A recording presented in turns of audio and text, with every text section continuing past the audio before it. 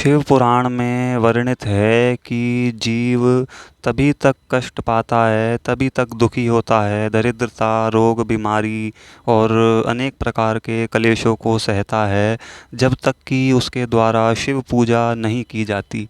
भगवान महादेव का पूजन कर लेने के बाद उसके सभी प्रकार के दुखों का अंत हो जाता है और वो सभी प्रकार के सुखों को प्राप्त करता है। ब्राह्मण, क्षत्रिय, शूद्र, वैश्य सभी के लिए भगवान महादेव का दरबार खुला है। कोई विधि नहीं, कोई निषेध नहीं, केवल सच्ची भावना और श्रद्धा।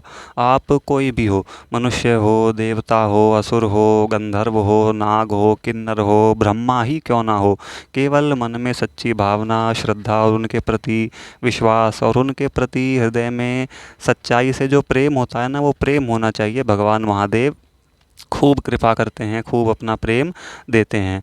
अब देखिए, श्री शिव पुराण जी में वर्णित है, महामुनि श्री सूत जी शौनक आदि 88,000 मुनियों को भगवान शिव के नाम की अद्भुत महिमा सुना रहे हैं। शिव पुराण का प्रसंग है, ध्यान से सुनना, बड़ा आनंद आएगा। वे बताते हैं कि जो मनुष्य सदा भगवान शिव के नाम जप में ही लगा हुआ है, वही वेदों का ज्ञाता है, वही पुण्यात्मा है, वही विद्वान माना गया है और वही धन्यवाद का पात्र है। कह रहे हैं कि वेदों को पढ़ के, शास्त्रों को पढ़ के ऐसा नहीं है कि आप बहुत बड़े विद्वान, बहुत बड़े विद्यावान, बहुत बड़े गुणवान बन जाओगे। जो भगवान के नाम जप में लगा हुआ है, उसके अंदर अपने आप ही सभी तरह का ज्ञान जो है प्रकाशित हो जाएगा। जो शिव नाम रूपी नौका पर आरूढ़ हो जाते हैं, यानी कि बैठ जाते हैं, चढ़ जाते हैं, वो इस दुर्गम संसार सागर को बड़ी आसानी से पार कर जाते हैं। उनके जन्म मरण का जो चक्र है वो टूट जाता है।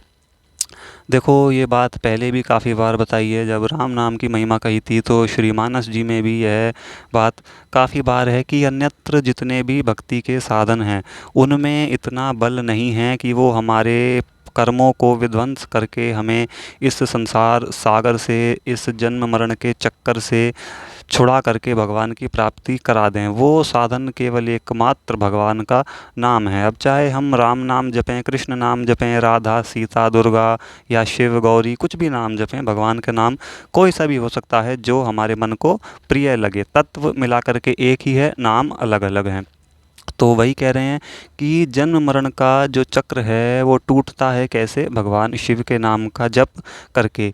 यदि जीव के पाप एक बहुत बड़े अकाट्य वृक्ष के जैसे हैं, कह रहे हैं कि यदि किसी के पाप इतनी मात्रा में हो गए हों, उदाहरण दिया कि अकाट्य वृक्ष, जो वृक्ष कटे ही ना, जो वृक्ष टूटे ही ना, जो कितना ही प्रयास कर लो कि वो हट ही नहीं रहा, वो वहीं का वहीं है, वैसा का वैसे ही। तो शिव जी का नाम उस वृक्ष को काटने वाली कुल्हाड़ी के जैसा है। कुल्हाड़ी केवल भगवान शिव का नाम है जो हमारे उस पाप कर्म के अकाट्य वृक्ष को काट सके। जो अपने बुरे कर्म से, आग से जल रहे हैं, पाप कर्मों की आग से जल रहे हैं, उनके लिए शिव जी का नाम अमृत के समान है और इस अमृत के बिना कहीं शांति भी नहीं है।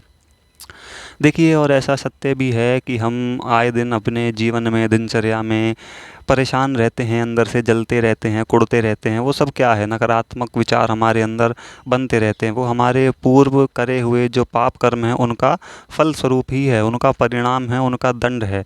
और इस आग के लिए जो अमृत है वो है भगवान शिव जी का नाम, भगवान महादेव का नाम, भगवान के नाम का जप।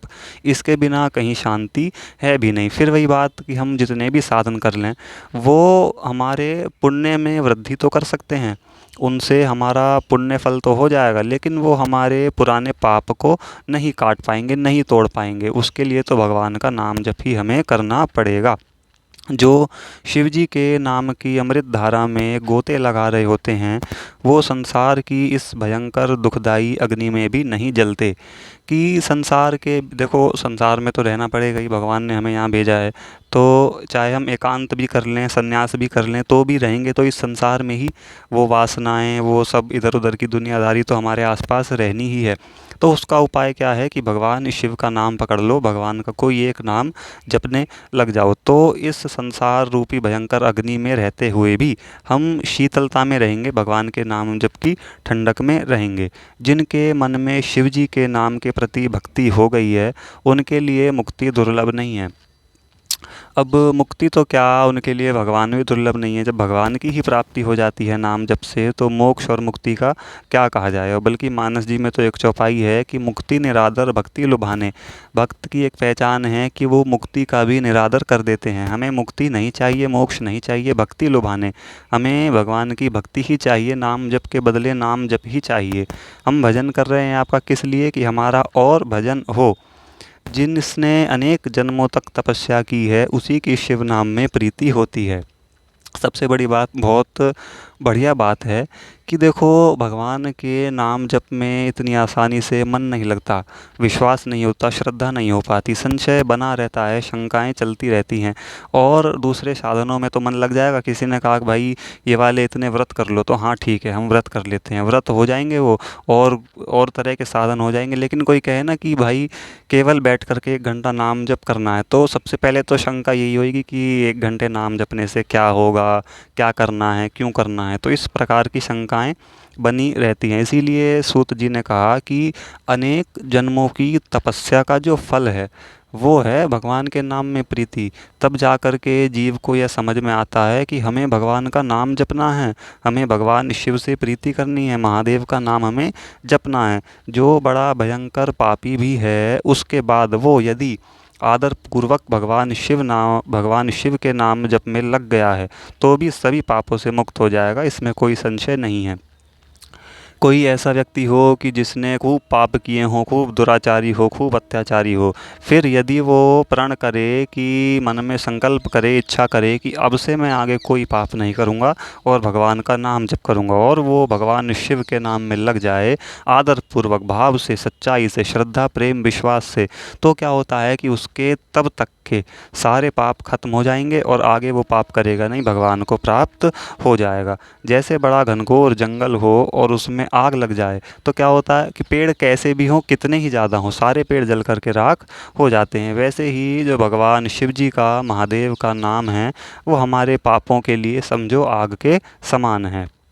सभी वेदों का विश्लेषण करने के बाद, सभी तत्वों का, सार का, शास्त्रों का, ग्रंथों को पढ़ने के बाद, सार निकालने के बाद, जो बड़े बड़े ऋषि मुनियों ने, महर्षियों ने, तपस्वियों ने जो सार निकाला है, निचोड़ निकाला है, वो निकाला है भगवान शिव के नाम का जप, भगवान महादेव के नाम का जप। यदि हम नाम जप नहीं करते हैं, तो बाकी सारे साधन हैं हमारे निष्फल से हैं। और यदि नाम जप करते हैं, तो थोड़ा सा भी और साधन करा, वो कई गुना होकर के हमें फल देगा। और अंत में तो श्री सूत जी ने एक बहुत बड़ी बात कही नाम, भगवान शिव के नाम की महिमा के विषय पर, कि देखो, शिव जी के नाम में इतनी शक्ति है, इतनी बड़ी भारी महिमा है, इतनी ज़्यादा पाप नाशक शक्ति है कि उतने पाप तो मनुष्य अपने कई जन्मों में कर ही नहीं सकता, जितने पाप नाश भगवान शिव का एक नाम कर देता है।